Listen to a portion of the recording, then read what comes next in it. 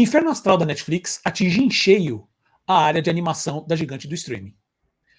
Após desvalorizar quase 20% no início do ano e depois mais 30% no mês passado, após a divulgação na última call para investidores da perda de assinantes, a primeira em uma década, e previsão de perder ainda mais 2 milhões de assinantes para o próximo trimestre, veio a público a informação de que Phil Rinda, que é diretor de liderança criativa e desenvolvimento para animações originais, foi demitido junto com boa parte de sua equipe. Além disso, diversas séries e filmes animados que estavam em desenvolvimento ou já em produção foram sumariamente cancelados, como Bone, série baseada na aclamada HQ criada por Jeff Smith, e The Tweets, filme baseado no livro de mesmo nome escrito por Roald Dahl, que é o mesmo da Fantástica Fábrica de Chocolates. Além disso, um artigo da revista norte-americana The Wrap levantou alguns pontos, como dados fabricados que a empresa estaria usando para justificar cancelamento de séries, além de problemas sérios de estratégia nas áreas de divulgação e licenciamento. Então vamos falar agora sobre isso. E já começa interessante que, para piorar ainda mais essa situação, acabou de ter notícia agora, alguns minutos, algumas horas atrás, que houve uma demissão no Netflix, 150 pessoas foram demitidas, sendo que dessas 150, 70 só da área de animação. Então, assim, ela está num inferno astral muito complicado, que a gente vai falar sobre isso. Na verdade, eu já queria até deixar meio que um jabá aqui, que eu participei de uma discussão com o nosso convidado, com o Renan Frade, no podcast Imagina Se Pega no Olho, onde a gente falou basicamente da rinha dos streamings, o que aconteceu com o Netflix nesses últimos meses, como é que estão os concorrentes, né? Como que Disney Plus está indo nesse processo, qual é a situação do mercado de streaming como um todo, para onde que ele está caminhando. Né? Então a gente vai tentar, na verdade, então a gente depois vai o link, né, para esse programa a gente vai deixar na descrição desse episódio. E a gente vai abordar esses assuntos aqui de novo, mas agora mais focado para a área de animação.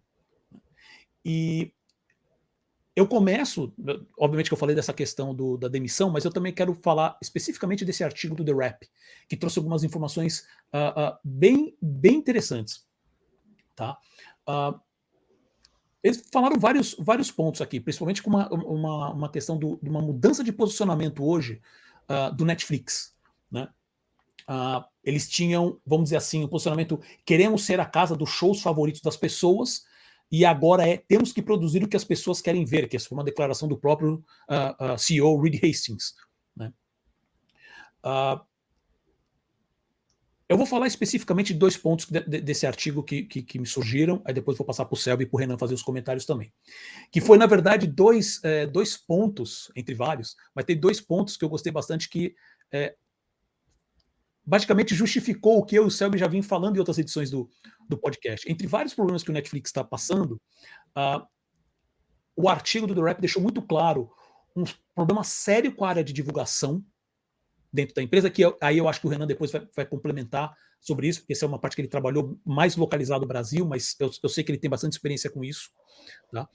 E que o Netflix hoje tem um problema assim, ele tem muito conteúdo sendo postado, e a empresa acaba não conseguindo dar destaque para nenhum deles direito, tirando alguns muito específicos. Né? E a animação sofre muito com isso, nesse processo, porque o live action acaba ganhando mais força lá dentro. Ao mesmo tempo, ele também mencionou do problema sério de licenciamento que a empresa tem. Né? Principalmente que o Netflix sempre investiu bastante em conteúdo infantil, ou infanto-juvenil, e infanto-juvenil também. Sem falar em teens, pré-teens e adulto também.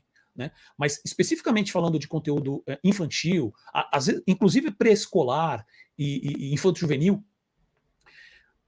o licenciamento simplesmente ele é praticamente inexistente. Né? Ele não tem, inclusive na própria loja online que a gente fala, né, que o Netflix ele tem uma loja online com produtos licenciados, mas é meio que, na falta de um termo melhor, é tipo uma loja conceito. Né? Eles trabalham muito com designers para montar camisetas ou outros produtos com assinatura de artistas. Mas as coisas básicas que não só que melhorariam na questão do modelo de negócio da empresa, que a gente discutiu no Animação passado, né, que é um dos grandes problemas do Netflix hoje, que eles têm um modelo de negócio, venda de assinatura. Né? Por isso que todo o processo, todas as conversas que a gente está tendo hoje do AVOD, que é o Advertising VOD, né? Que sempre toda vez que falar isso para o Netflix, fala assim, não, a gente nunca vai partir para publicidade. O nosso modelo é esse. Hoje a conversa já é outra. Já estão prometendo que vão entregar essa solução até o fim do ano. Pelo menos foi a última informação que saiu. Então, assim, as coisas estão mexendo muito lá dentro. Questão de modelo de negócio. E, obviamente, que a parte do licenciamento impacta nisso também. Porque, olha, vê a estratégia de Disney, ou de DreamWorks, ou de qualquer outra grande também de animação. Você encontra brinquedos em lojas, ou disponíveis online agora hoje também, normalmente 2, 3 semanas antes do lançamento. Né? Então, Encanto, eu estou utilizando Encanto, que foi um dos últimos, ou o próprio Turning Red. Se você vai em lojas online, você encontra todo tipo de produto licenciado. Né? Não todos, sempre tem projetos que são lançados depende da fase, né, de que o filme está, seja nos cinemas, ou seja já direto no streaming. Mas eles também servem como uma ferramenta de divulgação do projeto. E com a quantidade de originais que o próprio Netflix tem, infantil, pré-escolar, infanto-juvenil, praticamente não existe. Olha a briga, licenciamento, olha a briga que é para achar produtos licenciados do próprio Stranger Things, que tecnicamente é um sucesso de vendas.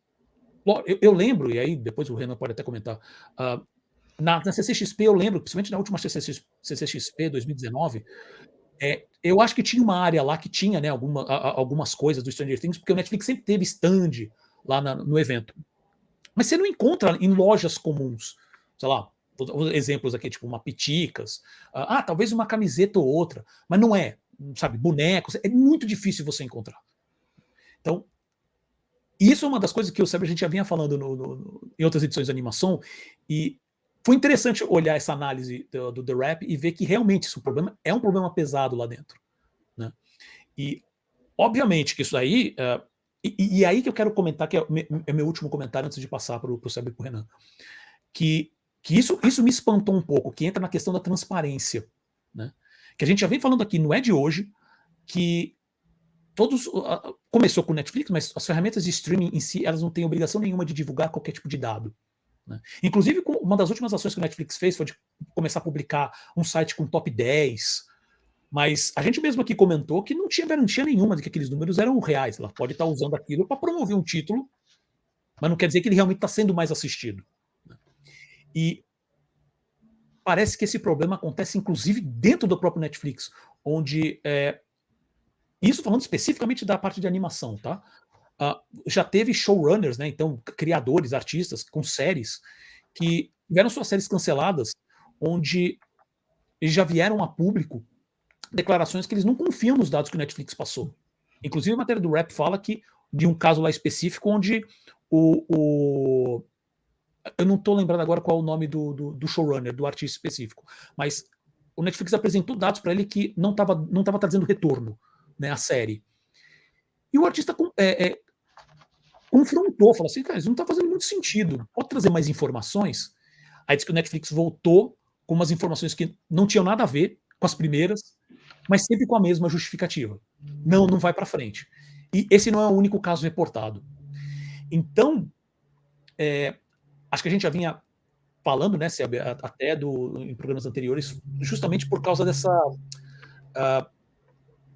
às vezes, dessa falta de visão estratégica até para a área de animação. Parece que eles estão atirando para tudo quanto é lado. Né? E esse movimento, até por causa da queda dos números e agora com a demissão em massa, pode ser aquele momento onde, assim, literalmente, a grana estava farta, então vamos produzir de tudo. E agora parece que a coisa acabou. O que você acha disso? Gente, por onde começar, né?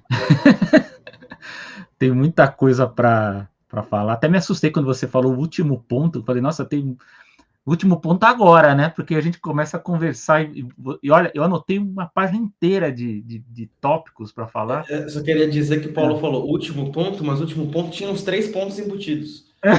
Então, mas ele falou, aí eu falei, nossa, ele falou uma coisa que eu esqueci de colocar aqui, eu já tinha citado uns 6 tópicos, você acabou me lembrando mais um. Sabe qual a parte boa? Sabe qual a parte boa? É que depois de você falar, eu sei que o Renan é um cara muito sucinto. Então, não é verdade? Então, cara, tá certo. Não tem nada para fazer nos próximos 3 dias. Tá bom. Bom, não, primeiro a gente fica triste com a notícia das demissões, né, foi reportado aí, noticiado pelo The Hollywood Reporter, né, que pelo menos 150 funcionários, que representa mais ou menos 2% da força lá nos Estados Unidos, né, do staff, né, da Netflix, 70 funcionários da parte de animação. Já foi comentado aqui no Animação o grande investimento que a Netflix fez nessa área, né, com a contratação de nomes muito fortes. A gente já foi discutido aqui, né, o Craig McCracken, Elizabeth Rito, Jorge Gutierrez, o Glenn Keane, né, e, enfim, muitos outros, inclusive talentos novos também que a Netflix investiu. E aquela história, né, a Netflix ela foi vista como uma espécie, né, até como o próprio texto aí do The Wrap cita, né, como uma grande utopia, né, um lugar que os criativos encontraram ali para desenvolver projetos que talvez não pudessem desenvolver em outros estúdios mais tradicionais, e havia uma grande liberdade e um grande investimento, né? A gente sabe que a Netflix, ela, quando ela acredita, ela aposta num projeto, ela acaba pagando muito bem, inclusive ela paga acima do que os outros estúdios pagam, né? Inclusive, eu vi aqui do Brasil mesmo, de gente que diz que o investimento aí nos profissionais chega a ser 2 a 3 vezes mais do que uma emissora de TV ou numa outra produção. Então a gente vê que o investimento é realmente alto. E a gente vê, né, que o então diretor criativo, né, o Phil Rind, ele falava, né, que a ideia, né, o grande mantra da Netflix aí na animação era que eles queriam ser o lar, né, das séries e dos filmes favoritos de todo mundo. Mas aí chegou, né, o co-CEO lá, o Reed Hastings, falando que agora mudou, que eles querem fazer, né, o que a nossa audiência quer assistir, né? Então já mudou um pouco aí, mudou um pouco não, mudou muito, né? Porque agora eles deixam claro que eles querem trabalhar em cima dos dados, né? Que aliás é uma coisa lá que a gente já falou do Bob Iger na Disney, que eles tinham muito medo disso, né? De empresa que trabalhasse excessivamente em cima de dados e números, enfim, esse tipo de pesquisa que às vezes dá um resultado, né, bagunçado, nem sempre resulta o que a empresa espera, né? Eu achei muito curioso, né? Até eu pensei que o Paulo fosse comentar isso, né? Que eles veem como modelo de série, né? De produção o Poderoso Chefinho, né? O The Boss Baby da DreamWorks, né? Como modelo de produção que a Netflix tem que seguir, sendo que, curiosamente, o Poderoso Chefinho nem é da Netflix, né?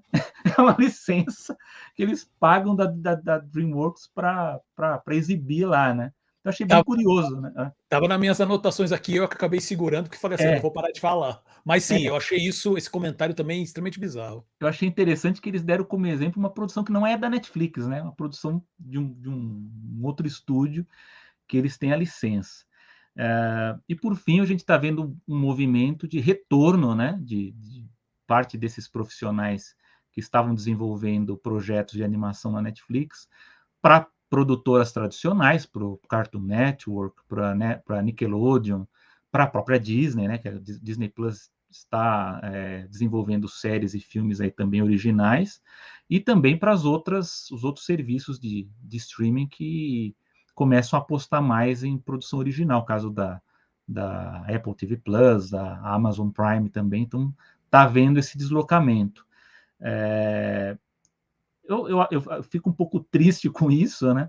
Eu vi até um comentário sobre no caso do Jeff Smith, né, que estava desenvolvendo o Bone, que para mim talvez seja um dos projetos que eu mais estava esperando para a Netflix, e conta o quanto que há de interferência no desenvolvimento criativo dessas produções, né?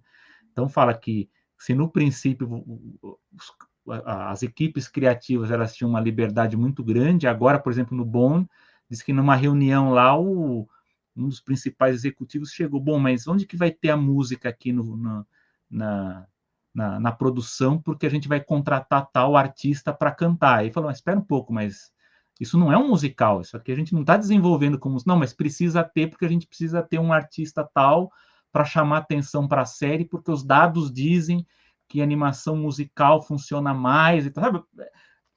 É uma intervenção assim que esse tipo de intervenção acabou irritando muita gente. Eu sei que, por exemplo, no caso do Bone aconteceu, né? Não sei se o Paulo chegou a acompanhar, o Renan chegou a acompanhar um pouco dessas coisas de intervenção de produção, mas me chamou a atenção.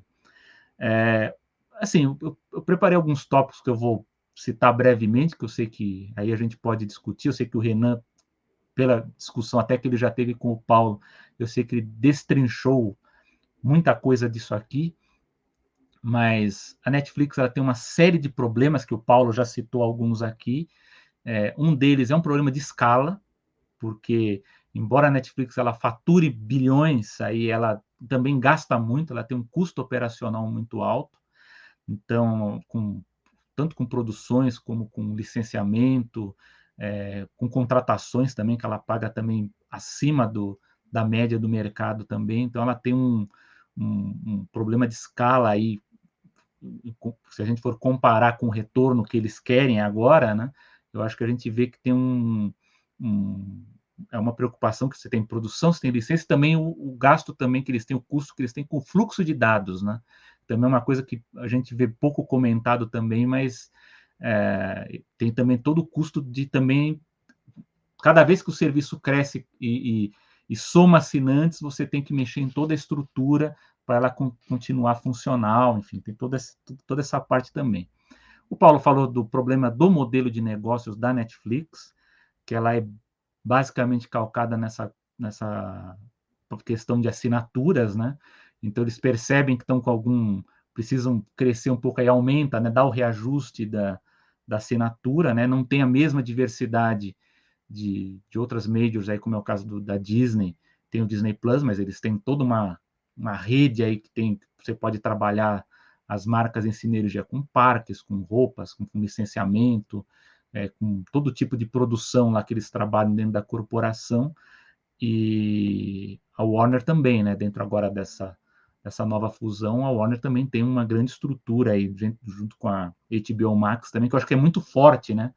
A gente até chegou a comentar um pouco sobre isso, como a HBO Max, ela, nessa parte de marcas, eu acho que ela tende a ser um serviço muito forte, aí depois a gente espera aí dessa reorganização, porque eles têm um trabalho de marcas muito forte.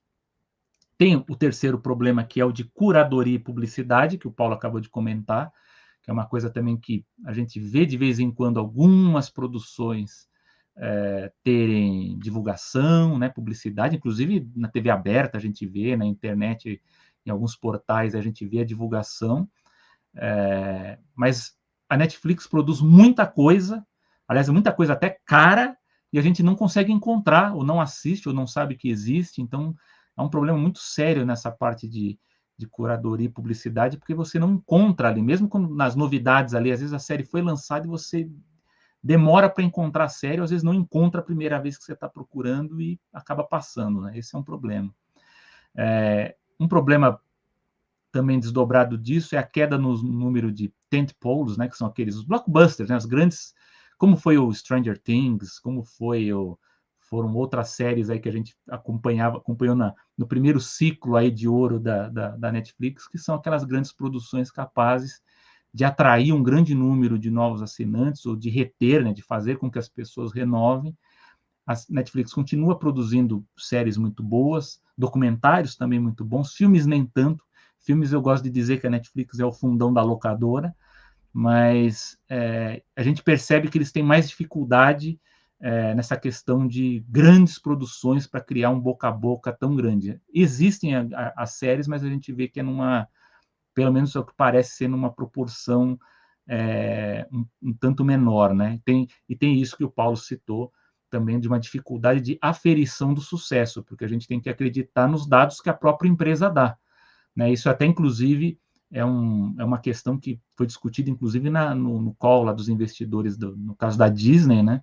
Justamente sobre isso. Como é que você consegue aferir o sucesso de uma produção que é lançada basicamente só no streaming, e você não tem como aferir, né? Inclusive, a gente vê um movimento aí também de retornar para o cinema também, para ver também essa questão de credibilidade, não só junto a quem está investindo, mas também a quem está trabalhando nessas produções, né? Como é que você vai trabalhar toda essa questão aí de investimento, de salários, de contratos, enfim, se você não tem qual dado que você acredita, né? Como diz o Paulo aí, tem essa questão dos dados fabricados, né? Com dados você pode fazer o que você quiser, né? guerras culturais, que a gente já discutiu várias vezes aqui, né, que veio até aquela matéria falando aí que a Netflix discutiu com os funcionários nessa questão de teve aquela polêmica com o show do Dave Chappelle e outras produções aí que tem funcionários que ficaram contra a produção, então agora eles fizeram lá um memorando dizendo para as pessoas, para os funcionários, que eles vão ter que trabalhar em algumas oportunidades em produções que eles não gostam, né? E se tiver esse problema, talvez a Netflix não seja a empresa mais adequada para eles trabalharem, porque, lógico, a gente está vendo que está tendo um movimento muito forte aí também de cerceamento criativo, né? A gente vê na Flórida o que está sendo feito de pressão contra a Disney também. Então a Netflix ela está meio que também se preservando aí para não ter uma cisão interna, né? Aí é um problema realmente interno de produção. Esses problemas da Netflix, elas estão dentro também de um contexto maior que afeta também todos os serviços de streaming, e não só os serviços de streaming, mas também os canais de YouTube, nós aqui que produzimos e participamos de podcasts, que um é a saturação, porque a gente está tendo a entrada de vários players, aí vários serviços de streaming, e aí você vai aumentando, cada um ali você vai pagando, né, para poder assinar, e você também tem menos tempo para acompanhar cada um deles, então você começa a restringir, a escolher melhor o que você vai assistir. E há também um segundo efeito, que é o da pandemia. Durante a pandemia, nós tínhamos mais tempo para conferir essas produções, e agora nós temos menos tempo. Então, não é à toa que já se fala mesmo que há uma estagnação ou uma queda, né, de audiência. Inclusive, um colega meu, a gente estava comentando no caso de muitos canais aqui do Brasil, de YouTube, de podcast, que estagnaram ou caíram de 10% a 40% agora aqui nas últimas semanas, né? Que é um efeito disso mesmo, as pessoas estão voltando a sair de casa, voltando a trabalhar fora, né? Então, também está restringindo o tempo que você tem a esses canais e aos serviços de streaming. Dentro desse contexto externo, já falei que, no caso, a HBO Max, que está se reestruturando, também está trabalhando as suas marcas melhor, parece que agora a CNN vai entrar também dentro do HBO Max, e tem uma série de complexidades envolvendo também essas marcas. Tem também um pouco essa questão do modelo de assinaturas em si, né, que o Paulo também já falou, acho que o Renan também vai falar, que essa questão de modelos de negócios alternativos, aí, complementares, de você colocar publicidade dentro. Eu já ouvi falar aqui que, por exemplo, o modelo da Disney seria incluir 4 minutos de publicidade por hora, né? Então, seria um modelo extra, aí, uma faixa diferente de assinatura para ter acesso com publicidade. Inclusive, a Disney ela tem uma atenção muito especial agora, que deu para perceber no call dos investidores, né, em relação aos parques, mas a gente vê que a Netflix e as outras empresas também discutem, que é aumentar o valor, né, do faturamento de cada cliente, né? Então, a Disney ela falou, per capita do parque aumentou violentamente. Eles querem que isso ocorra também em relação ao streaming, porque lógico que os dados da Disney eles são bons, mas ali também tem uma trucagem, né? Que eles somaram os assinantes de todos os serviços, né? Disney Plus, o Hulu, a ESPN Plus, o Hotstar lá que é da Índia, que é bem inflado, mas a gente tem que ver que lá, embora também seja muito inflado, o valor da assinatura comparativamente ele é menor, né? Então tem todas essas questões complexas aí relacionadas à assinatura, o que torna toda a operação de streaming, né? Então, você por um lado você pode falar, puxa, a Netflix está tendo aí os concorrentes chegando perto, né? O caso da HBO Max, o caso do Disney Plus, mas e esse gigantismo e essa complexidade toda, como é que fica, né? Como que pode discutir novos modelos de negócio, né? Eu até pensei que o Paulo fosse já na primeira incursão dele falar sobre isso, mas, por exemplo, se fala muito, por exemplo, de como há um custo operacional de produção muito grande, e que você precisa ter gente especializada nisso, né? Que parece que agora a Netflix está trocando muitas pessoas ali, está demitindo e deve trocar pessoas-chave em alguns departamentos. Por exemplo, será que não seria uma boa ideia? Que eu já estou jogando coisas que eu sei que talvez o Renan vai discutir. Seria, por exemplo, criar essas novas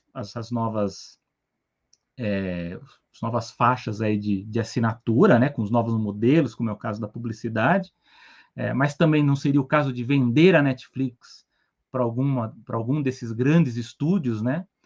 Por exemplo, eu vi a análise da CNBC, que teve uma análise muito interessante, mas mesmo acompanhando a análise, eu acho complicada. Primeiro, porque o custo da Netflix hoje ele é muito alto. Então, eu acho que não interessa hoje para uma concorrente, o pessoal fala, por exemplo, a Disney comprar ou a Apple comprar a Netflix. Por exemplo, a própria Apple. O que a Apple faria agora comprando a Netflix? Ela não precisa comprar a Netflix agora, porque o principal negócio dela não é o streaming, né?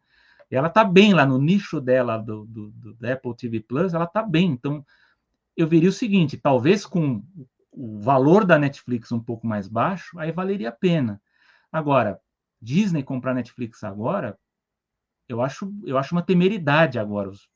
Eu não sei se vocês acompanharam, mas nessas últimas semanas, os investidores estão questionando, por exemplo, a compra da Fox pela Disney, que eles acham que foi uma compra muito cara para um pouco retorno que todo aquele acervo teve em matéria do que já foi anunciado em produção. Então, é uma complicação. Por exemplo, na análise da CNBC, fala muito, por exemplo, sobre conteúdo esportivo, né, que a gente já discutiu se a Netflix e os streamings aí ganhariam mais investindo em conteúdo, programação ao vivo, né? Talvez seja um próximo passo aí, além dos games. E aí o analista da CNBC fala, por exemplo, a ESPN, eles acreditam que a Disney deveria manter a ESPN, mas deveria reduzir o investimento em esporte. Só que qualquer executivo comenta, né, eu acho que vocês sabem disso, que os contratos das competições esportivas são muito caras. São bilionárias algumas delas, né? Então, como é que você vai permanecer com um negócio desses sem investir muito alto, né? Não tem como, né? É uma coisa muito problemática trabalhar com esses valores muito altos e tentar equilibrar a conta. E um segundo ponto também, um terceiro ponto, né, que eu já falei que seria vender a Netflix, por exemplo, para uma concorrente como a Apple, a Disney. A outra seria a programação ao vivo. E a terceira que eu achei muito curiosa, que foi que talvez a Disney, por exemplo, pudesse vender o Hulu, né? Vender o Hulu, por exemplo, para a Netflix, que aí a Netflix também teria um outro tipo de conteúdo, né, das séries que são exibidas na TV aberta, enfim, nos canais de programação linear, né? Só que eu acho curioso porque o Hulu hoje, para a Disney, talvez seja o melhor modelo de negócio que ela tem em streaming, porque esse modelo para ela de publicidade ali, pelo menos pelos números que eu vi, talvez seja o serviço streaming que está assim, mais equilibrado em relação ao custo-benefício, né? Então, eu não vejo sentido, por exemplo, agora a Disney se livrar do Hulu e perder esse grande número de assinantes que são relevantes, que são assinantes adultos, embora se diga que, por exemplo, o Disney Plus tem metade dos assinantes adultos sem filho, mas a Disney vai perder esse público adulto para uma concorrente como a Netflix, para ajudar a consolidar ali os seus negócios. Então, eu acredito que nós temos aqui muitas complexidades, aqui muita coisa para fazer, que a Netflix precisa fazer também para se ajustar, mas eu estou curioso para saber o que o Renan pensa em cima desses tópicos todos, ou se ele não tem mais tópicos ainda para incluir, porque cada vez que eu leio um artigo sobre isso, eu encontro mais uma encruzilhada para ela. Você vê que o próprio Paulo já começou aqui, eu já fui lembrando de outras coisas, mas eu vejo que temos grandes movimentações à frente. E só para aproveitar aqui, eu fico muito feliz com a presença do Renan, que como já comentamos antes, ele teve uma discussão muito boa com o Paulo aqui, vai ser muito bom que os ouvintes do Animação acompanhem também o que você tem a dizer. Seja bem-vindo, Renan. Obrigado. Eu que fico feliz de estar aqui, porque é um tema que eu adoro conversar e a gente pode ficar por horas conversando. O bom do ouvinte é que ele pode pausar, fazer alguma outra coisa, voltar e tal, então é mais fácil. Mas obrigado. Bom, como eu sou muito mancheteiro, eu adoro uma grande manchete, a gente pode estar ou no fim ou no começo da era de ouro do streaming. A gente vai precisar de um grande distanciamento histórico para poder analisar isso. Mas o que a gente pode estar vendo agora pode ser o fim de uma era muito importante, muito grande, e o que vier depois ser pior. Ou, na verdade, a gente pode estar realmente começando a era de ouro do streaming agora, e o que a gente teve até esse momento nos últimos 10 anos, Netflix chegou no Brasil em 2011, se não me engano, 2012, mas o que a gente teve aí nos últimos 15 anos ser um preâmbulo do que vai acontecer daqui para frente. Vamos ver, vamos ver. Mas por que eu digo isso, assim, e tentando analisar e responder um pouco dos tópicos que vocês trouxeram aqui? Eu acho que o grande problema da Netflix começa na incepção dela, né? Não sei se todos os ouvintes vão conhecer isso ou vão saber disso, mas a Netflix começou enviando DVD pelo correio, Blu-ray pelo correio. Então era uma locadora, de certa forma digital, porque você acessava via computador e tal, só que eles, em vez de você dar o play e assistir pela internet, no seu computador, na TV, eles mandavam o DVD e o Blu-ray pelo correio. Esse modelo de negócio, por mais que seja tecnologicamente defasado, ele é muito interessante. Porque se você lembrar bem da locadora de bairro, ou mesmo de uma Blockbuster, bastava você comprar o disco, né? Então, era uma venda diferente, não era igual o disco que você comprava na Americanas, por exemplo, mas, de certa forma, ele vinha embutido no valor do disco o licenciamento daquele conteúdo para a locadora poder te ceder esse conteúdo, né? Então, eu lembro que na era de ouro das locadoras aqui no Brasil, um DVD de locação, de rental, como chamava, custava R$70, R$79, que era uma fortuna, né? Era, sei lá, meio salário mínimo, um terço do salário mínimo naquela época. Mas aquilo te dava o direito para a locadora de locar aquele filme quantas vezes quisesse. E a Netflix, por esse modelo, ela poderia ter conteúdo de todo mundo, até porque era a era de ouro do rental. Então, todos os filmes que você poderia imaginar eram lançados em DVD e em Blu-ray. Todas as séries eram lançadas em DVD e em Blu-ray. Todo o conteúdo que você poderia ter ali de interessante estava acessível a comprar um disco. Então você investia milhões, milhares de reais, ou até milhões de dólares, no caso, comprava esses discos e fornecia para enviar via correio para os seus assinantes, né? Que já era esse modelo de assinatura. O assinante da Netflix naquela época pagava por mês. Isso era muito interessante para eles, e eles conseguiam fornecer para todo mundo qualquer tipo de conteúdo. Então você poderia encontrar um filme de estúdio, de grande estúdio de cinema, você poderia encontrar uma série de TV aberta, uma série de TV paga, você poderia ter a série do HBO, né? Um exemplo, Game of Thrones um pouco depois, mas você poderia ter o Game of Thrones ali, da HBO, sendo enviado como DVD pela Netflix, porque ele era lançado pela Warner Brothers Home Entertainment nesse formato. Então, a Netflix, na prática, nesse momento, ela era uma biblioteca do universo de conteúdo audiovisual. Quando eles migraram para o streaming, eles migraram com a mesma lógica de, ok, eu vou ter conteúdo de diversos provedores de conteúdo, de diversos produtores dentro do meu catálogo, e a grande diferença é que as pessoas vão dar um play. Só que aí muda a lógica de licenciamento. Em vez de você simplesmente comprar um disco de rental e pagar por disco, você tem que você vira um canal, você vira igual a qualquer canal, como uma Globo, como uma TNT, qualquer canal de TV paga ou TV aberta, e você paga um valor de licenciamento para ter esse conteúdo.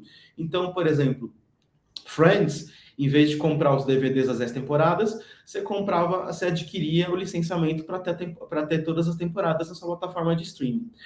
Para Friends, por exemplo, que a Warner Brothers queria licenciar esse conteúdo e licenciava para diversos canais, era acessível. Chegava na HBO, a HBO falava, não, porque eu não vou te licenciar Game of Thrones, porque eu sou um canal, você também é um canal agora, eu não vou te licenciar. Isso limitou algumas coisas, mas, de certa forma, a Netflix ela funcionou muito bem com isso. E aí, há cerca de uns 12 anos, eles foram percebendo que esse modelo não ia funcionar mais. Por quê? Porque com a Netflix crescendo e o streaming crescendo, eles já sabiam, eles anteveram que o streaming seria o futuro do modelo de negócio de comercialização de entretenimento, né? Entretenimento como serviço.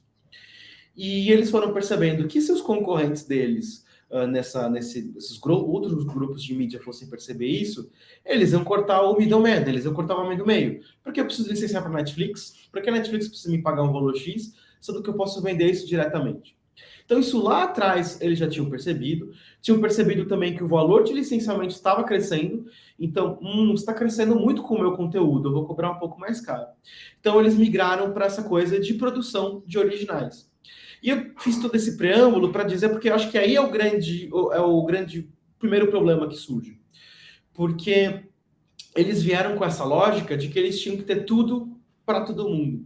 Quando você lembra das grandes marcas de entretenimento, e aí eu não digo exatamente Disney, Sony, né, que aí são os grandes grupos, os grandes conglomerados.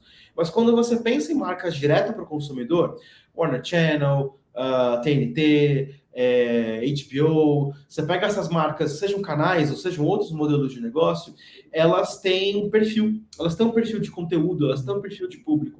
Mesmo quando você pega a Disney, marca Disney, ela tem um perfil de conteúdo família. O Selby eu acho que é um dos maiores especialistas de Disney aqui no Brasil, pode contar um pouquinho mais disso. Mas tem o perfil de público da marca Disney, perfil família e tudo mais. E tudo que eles tentam fazer relacionado a essa marca tem esse perfil. HBO é a mesma coisa. HBO, por anos, ela era, de certa forma, identificada com conteúdo mais maduro, com conteúdo, né? O pessoal mais velho lembra de Mandrake, por exemplo, que foi uma das primeiras, acho que foi a primeira série original HBO brasileira, que, de certa forma, incorpora todo esse espírito HBO ali, de uma coisa família, coisa adulta, tem mistério, tem não sei o quê, tem muito sexo. Game of Thrones também é um exemplo muito forte de conteúdo HBO. Perfil mais ousado, né? De produção mais ousada, né? Exatamente. E um perfil mais velho, né? Um perfil de público mais velho também. Eu não imagino, por exemplo, a HBO de 15, 20 anos atrás fazendo Euforia, por exemplo. Já é uma mudança ali. Mas a Netflix, ela achou que ela tinha que ser tudo. Ela tinha que ter conteúdo para todo mundo, de todos os formatos. Então ela pensava, eu vou perder esse reality show de culinária, então eu preciso fazer um reality show de culinária para preencher esse espaço. Eu vou perder a série de super-herói, então eu preciso ter uma série de super-herói. Eu vou perder aquilo. Então a Netflix, ela nunca foi identificada com um tipo só de conteúdo. Então quando você olha hoje, ou algum tempo atrás, antes desses problemas todos, você na Netflix encontra filme art house, que a gente chama, filme independente, filme de arte, filme de premiação. Então você tem ali Ataque dos Cães, você tem A Filha Perdida, você tem o Roma, você tem ali, eles estão tentando fazer filme blockbuster, então você tem o Resgate, você tem o Red Notice, o Alerta Vermelho, tenta fazer um filme mais pipoca, mais ação com aventura, com comédia, mas ao mesmo tempo eles tentam fazer dramas mais comerciais, séries... Tem novela, né? Novela, tentando trazer novela mexicana, novela coreana... Mas aí eu digo, é muita coisa licenciada, né? Quando eles começam a fazer o conteúdo original, eles também pegam a mesma lógica. Sim. Então, você não identifica a Netflix com uma coisa só, ela tem tudo. Então, se você abre a Netflix hoje e vai olhar, ela vai estar te oferecendo um filme com estética Hallmark. E para quem não conhece, Hallmark é uma produtora / canal que faz conteúdo de comédias romântica, comédia água com açúcar, de orçamento baixíssimo. Eles têm, aí do lado, você pega um filme, aquele que antigamente a gente chamava Direct to Video, que era aquele filme que saía direto para a locadora. Aí você tem um filme de arte, você tem um filme blockbuster, tudo com selo original. E tudo te empurrando ali. Então, a Netflix não se identifica com nada, esse conteúdo todo se perde ali, a curadoria deles se perde, até porque quando a gente olha uma HBO, uma Disney, de certa forma, o que eles investiam era uma curadoria. né? Quando você pensa na identificação da marca, o que eles estavam trazendo ali estava relacionado a isso, e era uma curadoria. Você sabe que você vai encontrar conteúdo família com a marca Disney. TNT, você sabe que você vai encontrar um público uma audiência para todos os públicos, né? Uma coisa para todas as audiências, para todos os públicos ali, né? Coisa mais ampla.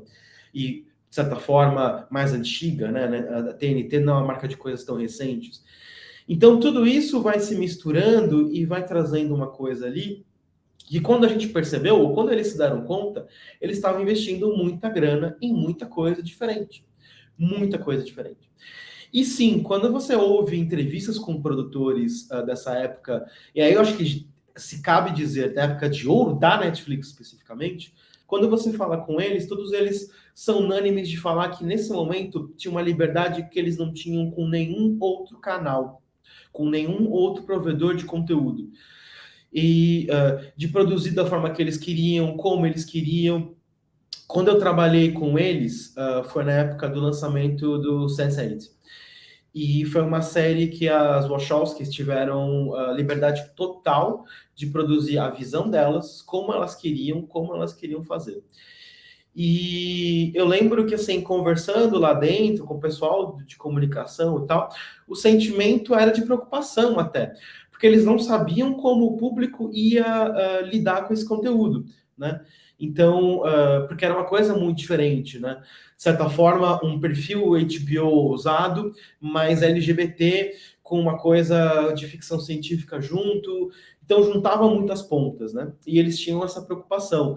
Mas para vocês verem a liberdade que existia até certo ponto. Porque também tem informações de bastidores e notícias de bastidores que essa liberdade causava também alguns problemas. Então, por exemplo, tiveram algumas séries internacionais, já naquele momento, que tiveram atritos justamente porque os produtores acabaram exagerando na liberdade. E aí aumenta custo, aumenta tempo de produção, atrasa o lançamento, e aí, opa, né, vou ver o que está acontecendo aqui, gasta-se muito dinheiro. Mas, assim, foi um processo complicado. Eu acho que, assim, a questão de liberdade também, eu não sei até que ponto isso existia totalmente. Eu acho que, de certa forma, existia coisas pontuais de uma observação aqui e ali. Um exemplo bobo. Na primeira temporada de Demolidor, que é uma série produzida pela Marvel Television, tem, era originalmente original Netflix, tem uma cena do Demolidor brigando no corredor, que é uma cena muito boa. E aí eu não lembro se o Ted Sarandos ou o Reed Hastings falou que ele adorou aquela cena. Curiosamente ou não, todas as primeiras outras temporadas das séries da Marvel Television tem uma cena de briga no corredor. Reparem. Então, assim, alguma coisa, alguma interferência, de certa forma, alguma opinação, algum comentário em relação a esse conteúdo existia. Mas, assim, tentando resumir e fechar um pouco desse primeiro ponto, foi tudo muito ambicioso, foi tudo muito vamos fazer história no entretenimento. E eles realmente fizeram, né? E foi muito, muito, muito, muito interessante, foi muito importante essa liberdade que eles deram. E eu acho que assim o mercado e o Wall Street gostaram muito disso enquanto eles estavam crescendo exponencialmente. Enquanto eles conseguiam atrair assinantes e, de certa forma, conseguiam manter isso rolando, isso acontecendo, o mercado foi gostando desse formato e foi gostando disso daí e foi jogando dinheiro. Tem aquele meme do Futurama, né? Shoot up and take my money. Então, assim, foi muito, acho que nesse sentido. Se você está entregando o que eu quero, você está entregando novos assinantes, está aqui e ninguém parou para ver o que estava acontecendo ali nas entrelinhas e quais eram os problemas. Porque eu não acho que esse seja um formato sustentável no médio e longo prazo, como a gente está vendo, por diversas coisas, né? Pelo excesso de gasto, a liberdade, ela é interessante, mas também quando você bota limite e você obriga o produtor ou você obriga o funcionário a trabalhar dentro de certos limites, isso é interessante também. Por exemplo, como o Google trabalha. Eu sei que trabalhei com algumas pessoas que trabalharam no Google, e aí você chega lá, por exemplo, para fazer esse projeto eu preciso de um time de 10 pessoas. Beleza, você vai ter um time de 6.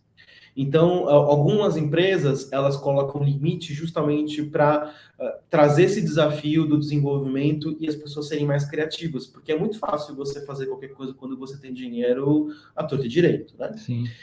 Então, isso é uma coisa que, na verdade, a conta paga.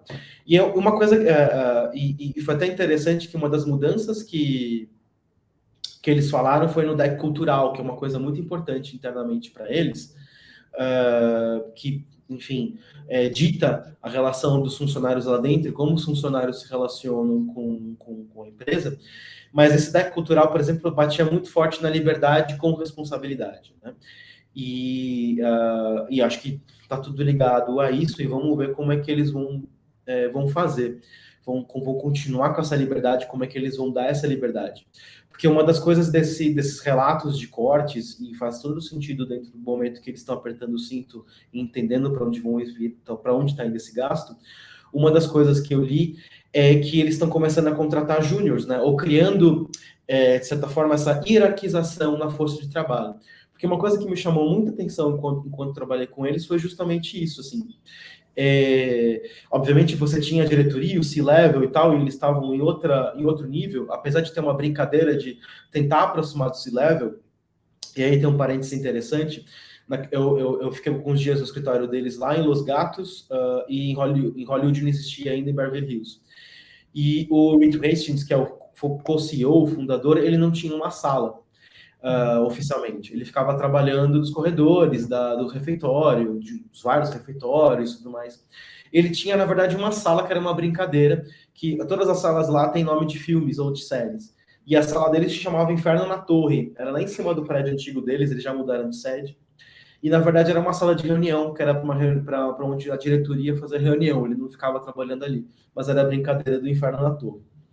Mas, enfim, eu vejo que isso era interessante deles, porque quando eu estava ali num documento, estava conversando com alguma coisa e tal, chegava um gerente, chegava mesmo um diretor, alguma coisa, estava ali opinando de outro país, trazendo inputs. Isso era uma troca bacana. Mas chega nesse momento que eles estão precisando contratar uma mão de obra mais barata, não vai ter jeito. E eles precisam de pessoas que tomem as rédeas e tomem as decisões. Então, quando todo mundo pode tomar decisão, isso fragmenta muito e também acaba aumentando os custos.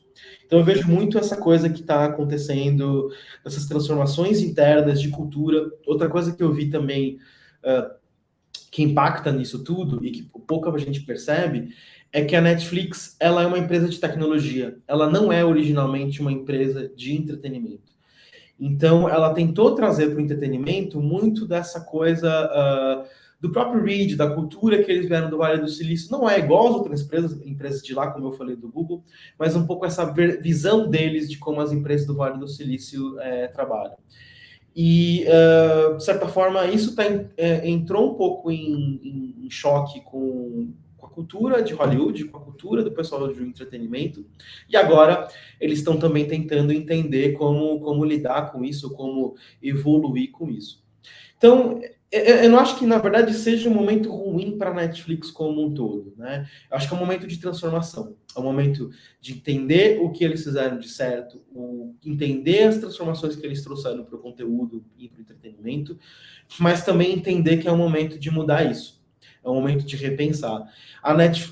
Qual é a identidade da marca Netflix? Eu não sei. O que a gente pensa quando a gente fala Netflix?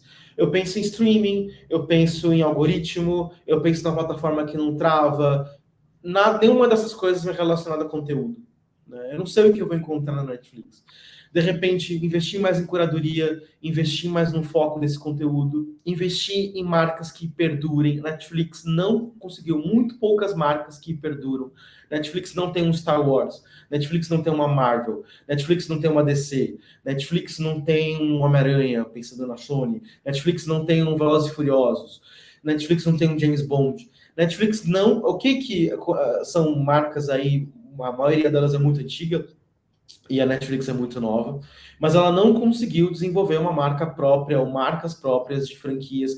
A gente fala de licenciamento, mas assim, a Netflix também não tem tanta coisa para licenciar, se a gente for parar para pensar. Tem Stranger Things, tem uma outra animação, tem alguma coisa ali, mas quando a gente vai parar para ver, tem o He-Man, Mattel, o Poderoso Chefinho, quando a gente pensa, tem muita coisa ali de marca que eles se cedem, na verdade, de terceiros, que também não é exatamente deles, né? Então, tudo isso é um problema que eles precisam lidar agora. E, assim, eles realmente precisam pensar em novas formas de monetizar esse público, de monetizar tudo isso. E vamos ver como é que vai ser. Assim, um outro ponto que eu acho que é interessante trazer aqui é essa questão dos dados, né? Dos dados de comportamento do usuário. Por um lado, a Netflix se gaba de não saber muita coisa de quem é a gente. Então, ele não sabe quem é o Renan, qual é o meu gênero, se eu sou casado, se eu sou solteiro, qual é a minha renda, qual a minha idade. Essas coisas assim, a empresa nunca me perguntou. Mas ela sabe exatamente o que eu consumo, como consumo e a forma que eu consumo. Um dos exemplos clássicos da Netflix era House of Cards. Eles sabiam exatamente o momento que as pessoas mais desistiam de ver o primeiro episódio. Quando vocês veem o primeiro episódio de House of Cards, uma das primeiras cenas, logo na primeira sequência da série, o Frank Underwood, que é o personagem do Kevin Spacey, ele encontra um cachorro moribundo na rua e ele olha para a câmera, ele faz um discurso sobre a morte e sobre, né, a iminência da morte, na verdade, para a câmera, né, ele quebra a quarta parede e em seguida ele mata o cachorro. Ele quebra o pescoço do cachorro. Aquele ponto era o ponto que as pessoas mais desistiam de assistir House of Cards. E aí eram duas teorias para isso. Eu acho que uma é obviamente mais forte que a outra. Uma é que as pessoas não gostam de quebra da quarta parede. E até se vocês repararem, a Netflix tem pouquíssima coisa que quebra a quarta parede. Sim. E a segunda coisa é que a crueldade animal, mesmo que fosse uma eutanásia, né, porque o cachorro estava sofrendo, e eu entendo o ato do personagem ali, as pessoas não conseguiam lidar com a crueldade animal ou com a morte de um animal. Então, isso acabava deixando as pessoas irem embora. Então, a Netflix sabe exatamente qual o episódio, por exemplo, que fisga o público. Então, quando eles pegam uma série e olham a curva de audiência. Então, normalmente, do primeiro para o segundo episódio, muita gente desiste de assistir a série. Né? Ela vê o primeiro episódio, ela vê que não é para ela desiste. Uma parte do público vai para o segundo. Nesse segundo episódio, uma outra parte do público que ainda assistiu vê que não é para ele, desiste e tal. Chega num momento que a audiência fica flat de um episódio para outro, ela para de cair. Então eles chamaram isso de gancho, quando a série te fisga, que ela sabe exatamente o episódio que é o turning point, que é, ok, quem chegou até aqui vai continuar até o final.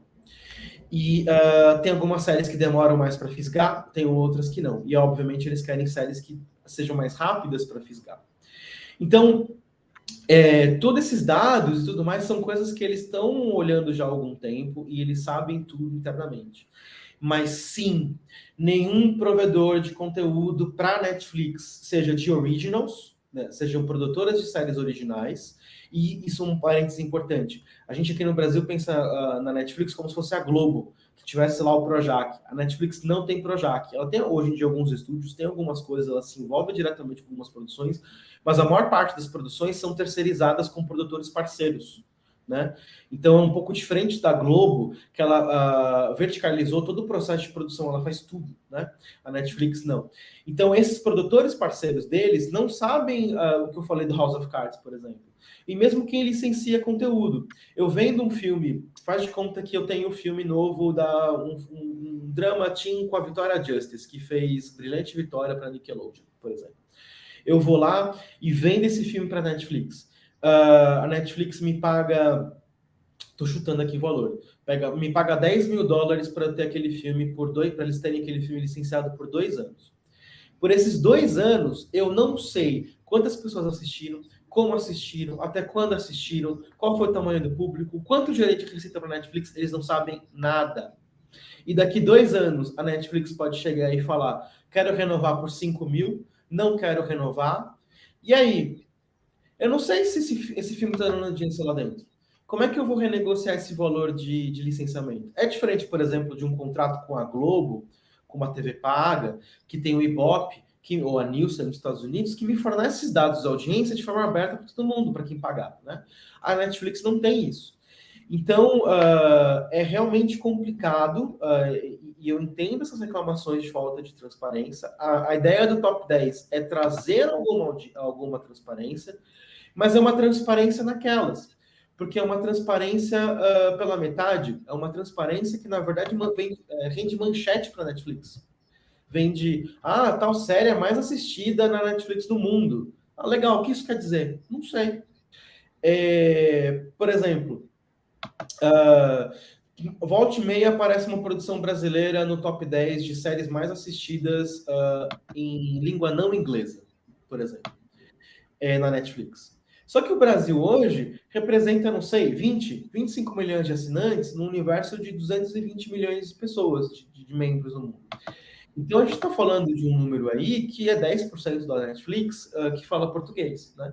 Então, se de repente a gente vai lá em peso aqui no Brasil e assiste um filme brasileiro, uma animação, uma série, qualquer que seja, tem grandes chances dessa, no mínimo, abocanhar um top 8, top 9, top 10 ali da Netflix, assim. Então, até porque no top 10 global, eles dão números de audiência ali, é muito menor que o top 10 em língua inglesa, né? Por que eu estou dizendo tudo isso? Porque a publicidade vem aí. Eles vão abrir para publicidade e eles originalmente era de 1 a 2 anos para fazer isso.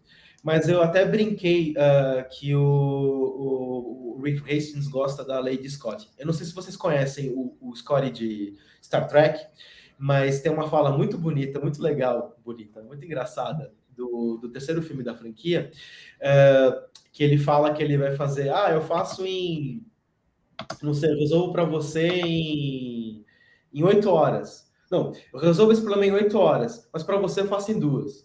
Né? E aí o Capitão Kirk brinca, Scott, você sempre multiplica por 4 as estimativas?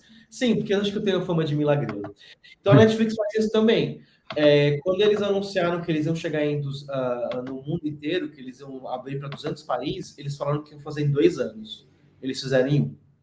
Então, quando eles falaram que iam fazer em 1 ano ou 2, eu já imaginava que eles iam acelerar isso, e a informação interna que surgiu aí é que eles querem fazer até o último trimestre do ano, agora de 2022, e eu acredito que eles precisam realmente fazer isso, porque lançar uma coisa, essa roda começar a girar e entrar dinheiro, vai demorar, né? Mas eu estou querendo dizer isso porque eles vão abrir publicidade, e o mercado de publicidade exige transparência. Eles querem saber para quem eles entregaram o anúncio, se interagiu, se não interagiu, em que conteúdo foi, em quais conteúdos deu mais resultado, em quais conteúdos não deu, qual o perfil demográfico de quem clicou, de quem assistiu, de quem interagiu. Então, primeiro, eles vão ter que coletar esses dados, e segundo, eles vão ter que abrir esses dados para os anunciantes. E se eles vão abrir para os anunciantes, eles vão abrir para os produtores. Porque, né, vou chegar lá, você está falando para a Mattel, o público do He-Man, o público das animações infantis, porque eu, que forneço a galinha pintadinha para você e dá uma audiência enorme, e dá, gente, a galinha pintadinha, pelo menos um tempo atrás, tinha uma audiência enorme na Netflix, porque eu que vendo a galinha pintadinha para você, eu não tenho esses números de audiência, eu não sei o público, o perfil. Então eles vão ter que abrir para todo mundo. Por isso que eu também digo que a gente pode estar ainda por vir à área de ouro do streaming. Porque o dinheiro da publicidade pode migrar de outros meios, principalmente da TV paga, para Netflix e para outros streamings, para o Disney Plus, para o HBO Max e tal. E a abertura desses dados, a transparência desses dados, pode botar todo mundo na mesma página. Da gente saber o que dá certo, o que não dá certo, o que funciona para Netflix, o que funciona para o HBO Max. Então, tudo isso pode virar ouro para qualquer produtor de conteúdo no mundo. Então, assim, corre um risco de pasteurizar todos esses conteúdos, deles ficarem muito parecidos, claro, mas também abre as oportunidades para a gente ver o que está funcionando e tentar inovar ou tentar juntar ideias, porque, na verdade, quando a gente pensa em cinema, em televisão, os dados de audiência sempre foram abertos, né? E só no streaming que não.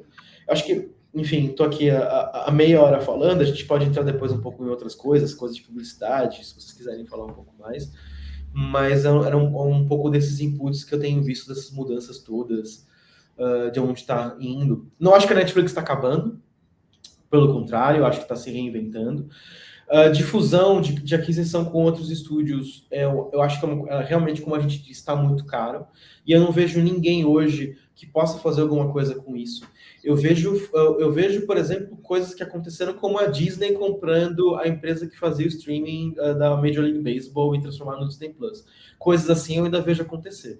Mas, por exemplo, uma Disney comprar Netflix, não tem porquê, né? Uma Warner Brothers Discovery comprar a Netflix, não sei, eles estão vindo de uma fusão aí complicada. Eu não vejo compradores, né, hoje. É claro que se o valor de mercado cair muito, pode acontecer fusões, pode acontecer outras coisas ali, e eu acho que sim, fusão é uma coisa que sim, entrar um controlador, entrar um Elon Musk da vida, né, um investidor, algum grupo assim, pode ser Cuidado, que ele não nos ouça aqui. Não dá ideia, não dá ideia. Não vamos dar ideia. Mas é isso, assim, a Netflix ela é vítima do próprio sucesso até nisso, né? Porque ela se tornou um bicho muito grande para alguém comprar.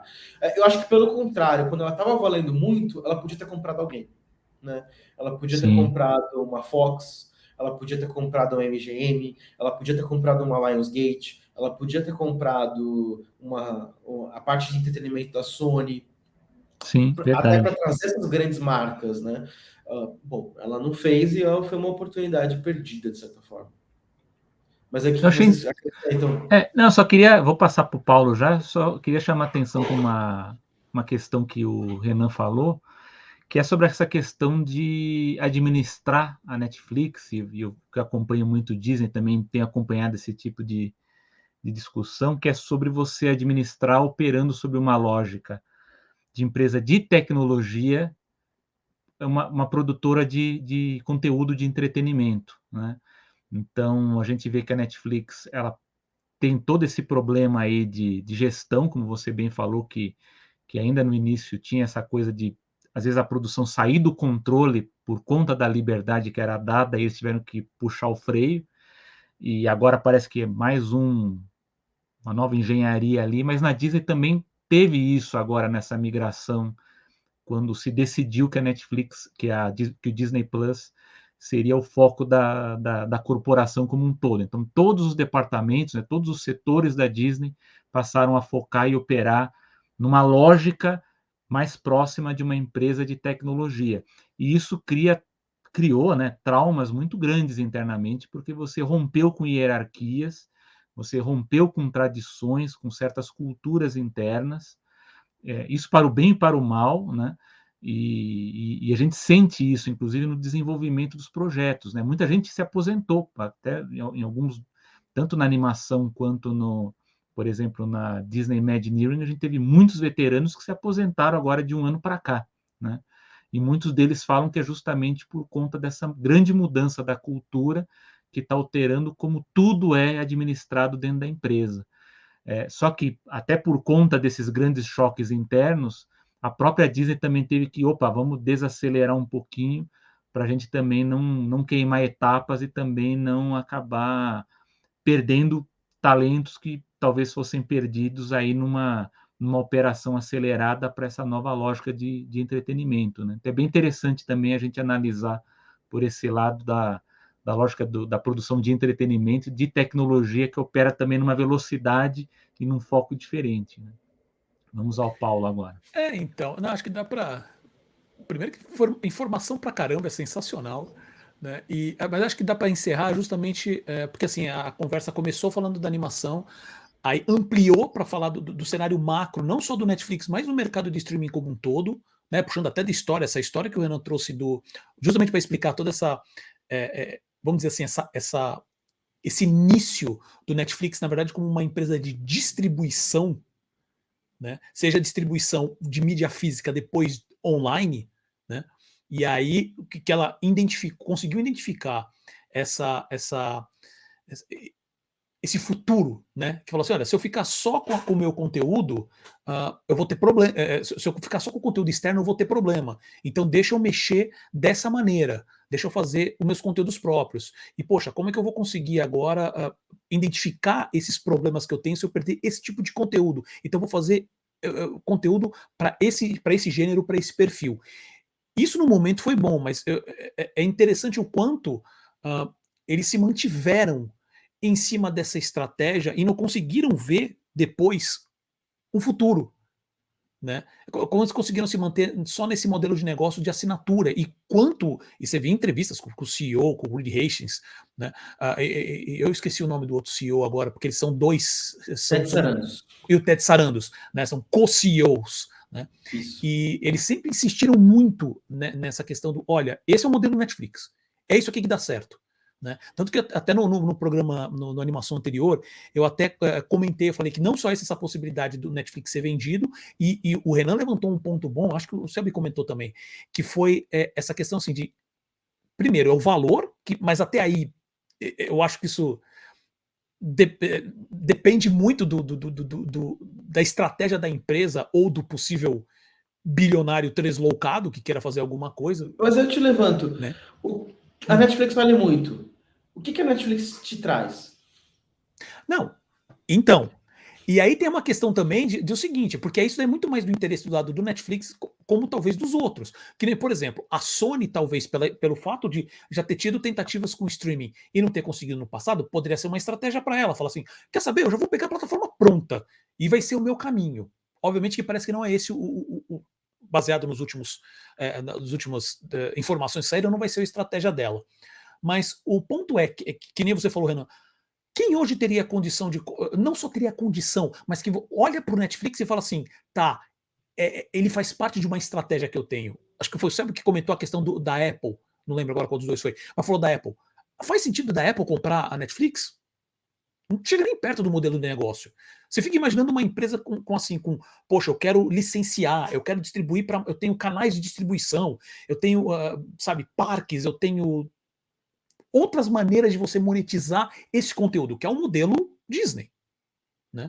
E com essas consolidações que tiveram, e vão a continuar, acho que vai continuar, e Renan mesmo, a gente conversou sobre isso, acho que até as conclusões finais, né, do programa do podcast do Imagina, que era justamente essa parte de consolidação do Mergers and Acquisitions, né? Mas quem teria essa condição hoje? Universal? Assim, teria não essa condição, mas teria essa estratégia? Talvez. Mas o ponto agora, e voltando realmente mais para a parte da animação... Você fala da Comcast comprar a Netflix, você fala? Por exemplo, Por exemplo. Né? E isso, assim, é um exemplo que me vem na cabeça agora. Você fala assim, tá, pode ser. Eu até anotei aqui e falo assim, poxa, é AT&T? Não, a AT&T acabou de se livrar da Warner, não ia pegar isso de novo, né? Não vai pegar essa bomba, não. Exatamente.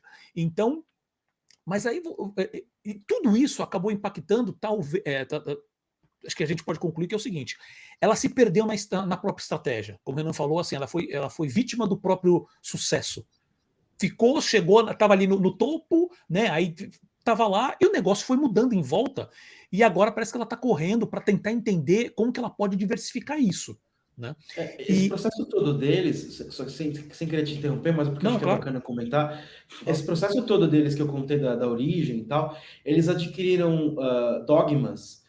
Sabe aquelas manhas que você ganha quando você está aprendendo um trabalho e tal, e aí você fica aquela mãe a vida inteira?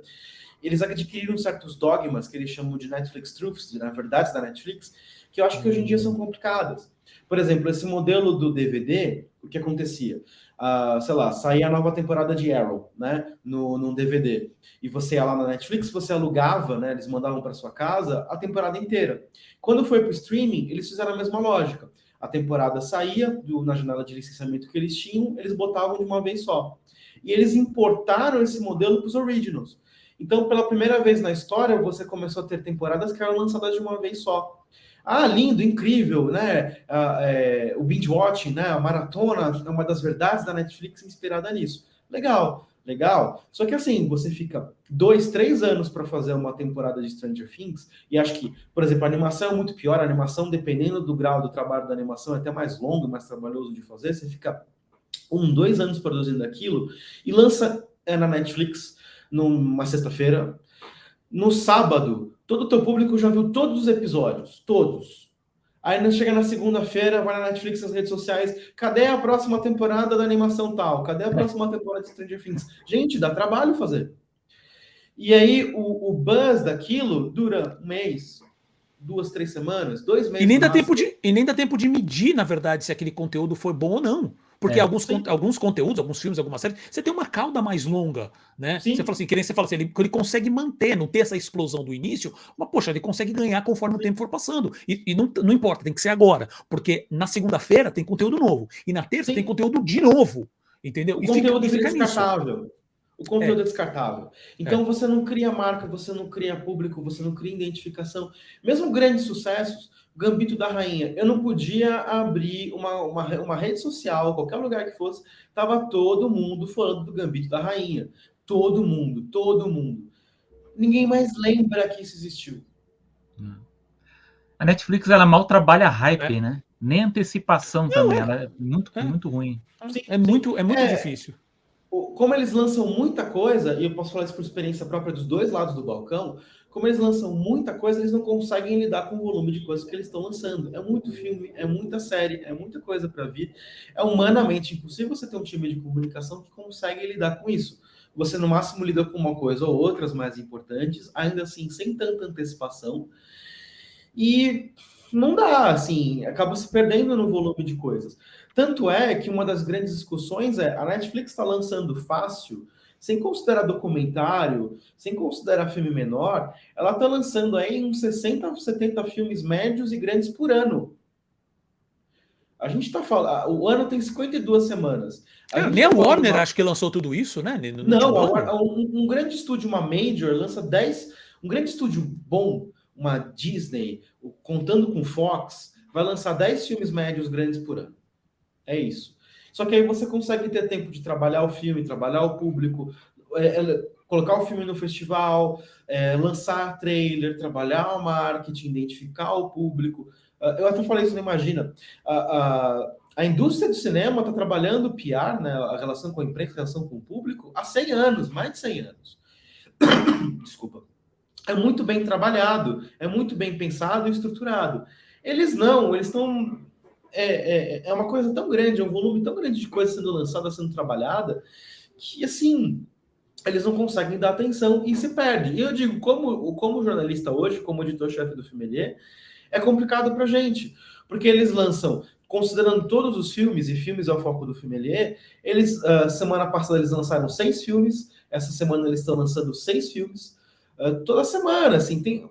Quando deu o pico ali dos problemas da mudança de foco, eles deram uma diminuída, mas agora voltou a aumentar. É difícil para a gente dar atenção para isso, é difícil para a assessoria de imprensa aqui no Brasil fornecer o material para a gente não consegue ver esses filmes com antecedência, e aí como é que vai criar o público? Como é que o público vai saber que essa sexta-feira agora vai lançar um filme de ação do Scott Eastwood? E, de novo, volta para aquela coisa. A gente está falando de um filme de ação, esquema anos 80, 90, com um orçamento mais ou menos limitado e tal, sendo lançado. A gente identifica a Netflix com isso? Não sei. Não sei. Então, tudo se complementa, tudo se encaixa e acho que leva, de certa forma, a origem como a Netflix foi pensada e os dogmas que eles adquiriram naquele momento. E eles precisam repensar esses dogmas. Em vez de lançar 60 filmes por ano, que tal lançar 45? Né? Precisa ter filme médio grande toda semana? Não sei. Assim, e pensando, 45 pensando numa lógica de grande estúdio que deve lançar 10, de grande conglomerado de estúdio, legado que deve lançar 10.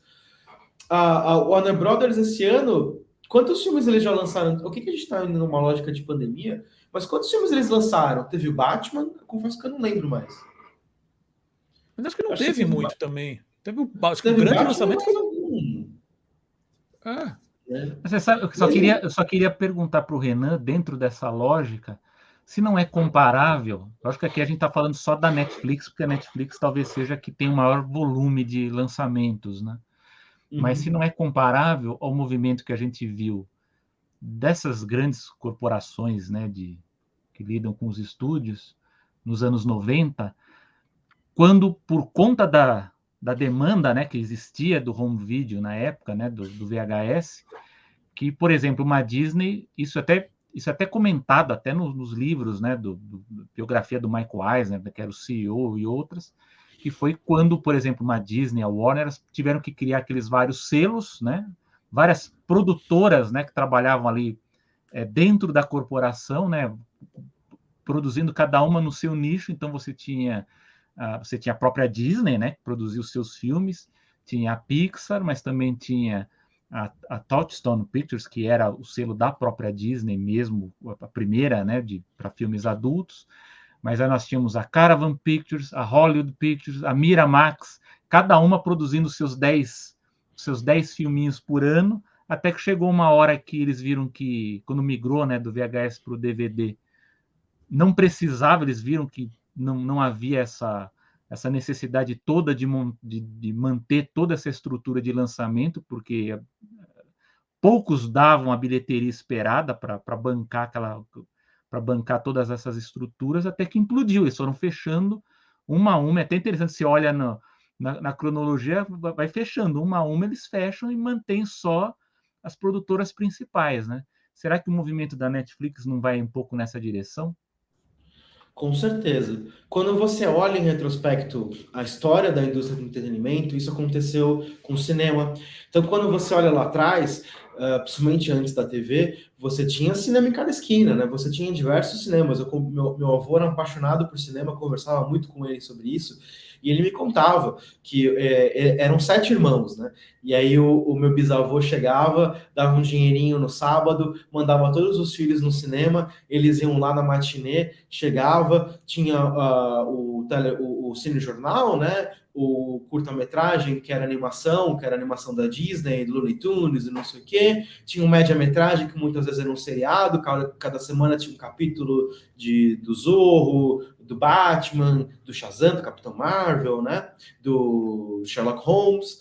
E aí tinha o feature, né? Aliás, tem esse nome de feature, né? O filme, o longa-metragem tem esse nome de feature, porque ele era o feature dessa sessão, dessa matinê, dessa sessão de cinema ali, que você ficava o dia inteiro assistindo. Então você tinha muito conteúdo, você produzia muito conteúdo, principalmente seriados que eram feitos a toque de caixa, né? Ou esses curtas mesmo, né? Os Três Patetas, o Gordo e o Magro. Então eram contratos de baixo orçamento, eram produções de baixo orçamento, feitas em capilaridade. Você aproveitava a capilaridade do cinema para distribuir aquilo. Aí veio a TV, esse formato de cinema morreu e o cinema teve que se reinventar.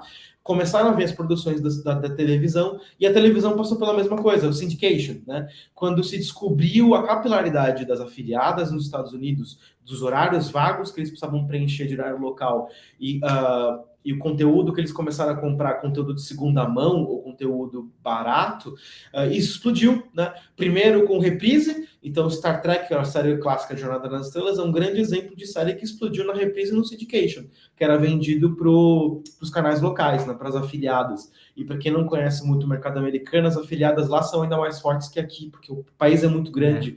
Ele é grande quanto o Brasil, de certa forma, mas ele é muito mais espalhado, né? Então era muito complicado, principalmente na era pré-satélite. E teve tudo isso, e que chegou a um ponto que você começou a ter uma indústria de produção de séries para syndication diretamente. O First Run Syndication, que era você pegar, por exemplo, a Xena é um grande exemplo. Era uma série feita direto para ser revendida para canais locais. Então você teve essa explosão. Locadora, a mesma coisa. Quando o mercado percebeu que você tinha uma capilaridade muito grande de locadora, que cada bairro tinha sua locadora, cada quadra tinha sua locadora, e elas precisavam de muito conteúdo, elas precisavam preencher de novidades toda semana, isso virou uma indústria, né? Então, aqui no Brasil, eu não tenho números dos Estados Unidos, mas se você pega aqui no mercado brasileiro, acho que no auge, chegou a ter 6 locadoras no Brasil inteiro. Se você vendia um filme de rental a R$ 79,00 cada unidade, cada exemplar, e cada locadora minimamente tinha que ter umas 3 fitas, uns 4 DVDs daquilo para conseguir alugar para mais de uma pessoa, né, por vez, olha o tamanho do que a gente estava falando. Você lançar um filmezinho na semana para 5.000 locadoras, se fosse 3 para cada locadora na média, a gente está falando de 15.000 cópias. Eu não sei, eu sou péssimo com conta aí. R$80 cada cópia. Olha a grana que você faturava vendendo um filme. Um filme. Então, assim, muita gente ganhou muito dinheiro com o mercado de rental, com o mercado de locação, com o mercado de home video, home entertainment, como você quiser chamar. Por isso que tinha muito filme. Você fazia mais ou menos a conta. Bom, vou lançar no mundo inteiro. Tem tantas milhões de locadoras no mundo inteiro. A renda média por cópia é tanto. Bom, vou fazer um filme, vou pegar uma marca que já existe, que bombou na locadora, American Pie, por exemplo. American Pie teve um monte de continuação direto para o rental. Faço mais ou menos o orçamento, chamo o... Qual é o nome do ator que ele fez todas as continuações do American Pie? Eu sou péssimo com nomes, desculpa. O que fazia o Stifler? Não, o pai do protagonista. Eu esqueci o nome do mundo. O Bruno sabe. O Bruno sabe, eu sei que ele tá aqui, o Bruno sabe. Eugene Levy. Eugene Levy. Eugene Levy. Lembrei. Então, imagina, tem o único personagem, o único ator que tem em todos os filmes é o Eugene Levy. Então eles faziam isso era um negócio muito forte e muito grande. Só que assim, como o Selby falou, tinham selos, tinham nichos. Então você pega a Touchstone, você sabe qual era, você sabe que é Uma Linda Mulher, né? Você pega a Hollywood Pictures lançou o filme do... Nossa, me fugiu o nome, que ganhou do Tim Burton, que é preto e branco. Nossa, do Plano 9 do Espaço Sideral, de novo, gente, eu sou péssimo com nomes. Marte Ataca? Não. Ed Wood. Então, por exemplo, Hollywood Pictures, se não me engano, é Ed Wood, né? Tá inclusive no Star Plus. Dentro da Miramax tinha Dimension, que fazia só terror, né? Exatamente. Também um subselo, né? Dentro da Miramax. Então você tinha os selos, você ia na locadora, tinha as prateleiras, tinha as sessões. Tinha a Canon, né? A famosa Canon. Também. Então, assim, e tinha o balconista que te ajudava a guiar nisso tudo, né? Então a locadora, eu adorava a locadora como adoro o cinema, adoro o foyer de um cinema e tudo mais. Acho que são ambientes incríveis, são ambientes mágicos. O streaming, toda essa volta pode dizer que o streaming é a mesma coisa. A Netflix tem uma capilaridade, ainda que sozinha, muito grande. A gente está falando de 225 milhões de membros no mundo inteiro que assinam. Eles têm mais de 100 milhões aí, eu não lembro se era 100 milhões só nos Estados Unidos ou globalmente, que compartilham senha. Então a gente está falando aí, male, se cada membro da Netflix tem 4 pessoas ali, a Netflix pode estar muito próxima de pessoas, de 1 bilhão de pessoas no mundo. Assim, na história do entretenimento, a gente não teve uma empresa que tenha a capacidade de lançar um produto audiovisual para 1 bilhão de pessoas ao mesmo tempo. Não existiu na história do entretenimento isso. Então, assim, é claro que brilha os olhos, é claro que muita gente está olhando para isso, é claro que existe toda uma forma de trabalhar um filme. Então, eu pego um filme de baixo orçamento, produzo, faço aquilo para lançar no transacional, no video on demand transacional, que é de aluguel e compra, para depois revender para a Netflix, mas não só para a Netflix. A gente está falando muito de Netflix, mas a gente tem outras plataformas que precisam encher conteúdo. Star Plus precisa encher conteúdo licenciado, Telecine, a Look, que é da Encripta, Amazon Prime Video. Né? Exatamente. Toda essa galera precisa de conteúdo toda semana, conteúdo novo, conteúdo diferente.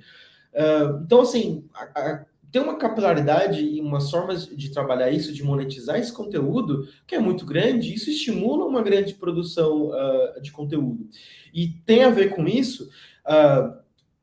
é um renascimento direto para o vídeo, é um pouco dessa galera por exemplo, do Bruce Willis.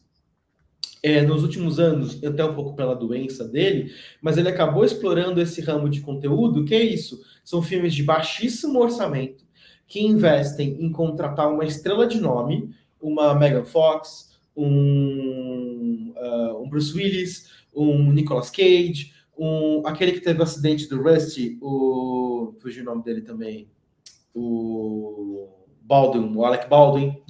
Então, você pega um cara desse, que tem um nome, que ele é uma face reconhecível, pega um cachê razoável, assim, mas você faz um acordo com ele que, ok, é 4 diárias de trabalho, você chega aqui, você grava o filme em 4 dias, você faz essas 4 diárias, e o resto do filme você não trabalha aqui comigo, e eu tento substituir você com stand-ins. Então, por exemplo, naquela cena tem o famoso plano contra plano, para quem não sabe. O plano é quando esse ângulo que está me vendo de frente, e o contraplano é quando me pega de costas e pega, por exemplo, o Selby na minha frente conversando comigo. Quando eu estou de costas, ou quando o Nicolas Cage está de costas, pode botar um outro ator ali. Então eles fazem todo esse esquema mais ou menos industrial de baixo orçamento para produzir um monte de filme com rostos conhecidos. E aí quando você vai ver o filme, o Nicolas Cage está no pôster, o ator famoso está no pôster, quando você vai ver, ele está em meia hora do filme só, que ele aparece. Com sorte, né? Com sorte. Com sorte. Eu falei do Plano 9, é incrível, genial. Assistam o Plano 9, tá na MUBI. O Boris Karloff, não, eu tô confundindo. Nossa, gente, de novo, eu sou péssimo com nomes. O Bela Lugosi. Bela Lugosi tá no filme, porque isso conta em Ed Wood, é muito bom também. O Ed Wood foi lá e gravou uma ceninha com ele. Vou te dar uma força, vou não sei o que e tal. E aí ele enfia essa ceninha que ele gravou de segundos do Bela Lugosi ali, ele enfia no filme, e todo o resto é um outro ator que fica assim o tempo todo possível. Então, muita gente explorou essa lógica. Eu não sei falar especificamente de animação, imagino que deva ter acontecido muita produção de animação de baixo orçamento para preencher essa lacuna também, de determinados públicos, ou essa capilaridade do streaming. Então, é muito, muito, muito reflexo disso. O que vai acontecer agora? Eu não sei. Porque a Netflix vai continuar alcançando 1 bilhão de pessoas. Eu não vejo no médio prazo a Netflix começar a diminuir muito o número de assinantes, né? Outras plataformas estão aí. O Prime Video, a gente sabe aí que mais de 100 milhões de pessoas consomem conteúdo no Prime Video, né? A gente não sabe os números exatos, porque ele é vendido como parte do pacote Amazon Prime. E outras plataformas, outros provedores de conteúdo menores, outros canais de streaming menores. Então, eu acho que isso vai continuar existindo, e de repente a abertura de dados da Netflix, que ela está sendo obrigada a fazer por causa desses tombos que ela tomou, ajudem a gente a entender melhor o que funciona, o que não funciona para esse 1 bilhão de pessoas. Ok. Mas não sei se eu te respondi, assim. Não, respondeu, sim, respondeu. Paulo? Tá. Desculpe, tinha mutado o microfone, desculpe. Então, para encerrar esse segmento, vamos dizer assim, porque realmente rendeu pra caramba, e eu quero só trazer de volta para a animação, que é justamente isso. Então, toda essa questão de estratégia do Netflix, até o momento que a gente está vivendo, porque também de toda essa questão financeira que atacou o Netflix, que, digamos assim, impactou, são várias coisas ao mesmo tempo que impactaram, né? Tem a questão também de todo a alta de juros nos Estados Unidos, que impactou o retorno dos milhões de empréstimos que o Netflix fez até durante a pandemia, que foi entregue a valores baixíssimos, e agora eles estão reajustando. Então tem um monte de coisa que impacta. E essa questão da estratégia do Netflix, que impactou simplesmente na parte de animação. E a primeira que a gente está conseguindo ver, porque, para variar, sempre trata a animação como algo à parte, né? Está impactando de uma maneira absurda, causou demissão agora, como a gente falou no início do programa. E assim, ainda assim, esse problema da transparência está impactando. Por exemplo, a Netflix fez um barulho muito grande alguns anos atrás, falando do estúdio de animação que eles estavam montando em Burbank. Sim. Qual é a informação que tem sobre isso até agora? Zero. Não falou mais nada. Né? Toda essa mudança de estratégia, esse comentário do Hastings, que o Selby mencionou, que eu até falei que estava na minha pauta também, que é falar assim, nossa, vou usar o Poderoso Chefinho como exemplo. Cara, tudo bem, a Netflix já tem uma parceria com a DreamWorks Animation já faz um tempo, mas você vai usar um exemplo de um parceiro para dizer, tipo assim, esse é o tipo de conteúdo que a gente quer? É muito estranho isso. E aí eu vou fechar com a questão até falando do que a gente falou, né? Eu principalmente mencionei toda a parte de animação pré-escolar, escolar, né? Infanto-juvenil, de adolescente, mas eu também volto na questão da animação adulta, que o Netflix ele tem também algumas ações para animação adulta, mas o foco deles agora se chama animes. Tá? Sim. Teve uma entrevista com o cara que seria o head de anime da Netflix, tô perdendo aqui onde está o nome dele. Acho que é alguma coisa ao Soba, eu anotei, mas tem tanta coisa anotada aqui que eu acabei me perdendo. Mas basicamente assim, dados rápidos para a gente realmente finalizar. Aumento de 20% em horas totais assistidas comparadas com 2021. Tá? Agora só em 2022. A Netflix planeja 40 novos títulos entre filmes e séries só para 2022, até o fim do ano. Tá? E eles estão fechando essa questão da transparência que o próprio Renan comentou também, mas eles continuam fechando parceria com estúdios lá. O mercado de produção de animação japonesa está muito aquecido. Tá? E tem toda essa questão, né, que o Renan falou também sobre como eles estão trabalhando com animação, são os licenciamentos, licenciamento de marca. Então, vou fazer animação do He-Man, vou fazer, por exemplo, o Arcane, é uma licença da Riot, do League of Legends. Esse filme que, pelo trailer que saiu até agora, esse filme horroroso do Marmaduke que tá vindo aí, que tá todo mundo falando mal pra caceta. Então, assim, eles realmente parece que mudaram essa chave do tipo, olha, deixa eu tentar, deixa eu experimentar, se pode se usar esse termo, esses novos mercados para falar assim, ok, eu já tenho os dados, eu não preciso testar mais nada, eu vou atacar no que é certo. Com a situação apertando como ela se apertou por N motivos, você tem guerra da Ucrânia, que a gente já comentou também no animação passado, que a questão de que eles perderam 700 mil usuários porque eles fecharam, né, ao Netflix, pelo menos por enquanto, na Rússia. Né? 700 mil usuários foram embora dessa brincadeira, assim, do nada. Né?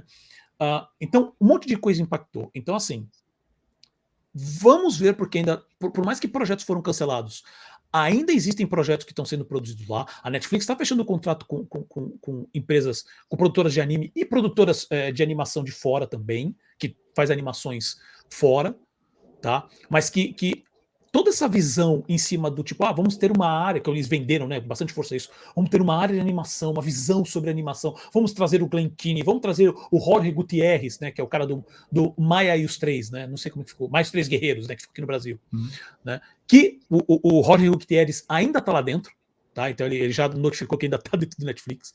Então, assim, vamos ver como é que vai ficar isso, porque assim, porque isso não só impacta a animação, que importa pra gente aqui, mas impacta a estrutura do Netflix como um todo, e ele hoje é uma das maiores forças. E é muito engraçado também, todas essas informações sobre queda no Netflix, alguns dias depois a Disney notificou que, olha, estamos crescendo, estamos a caminho dos nossos planos. HBO também falou a mesma coisa, HBO Max falou assim, estamos crescendo, tá tudo dentro dos planos. Agora o ponto, volta a transparência para finalizar. Realmente para finalizar agora. Quem garante que essas informações que eles estão passando são 100% confiáveis? Não tem transparência.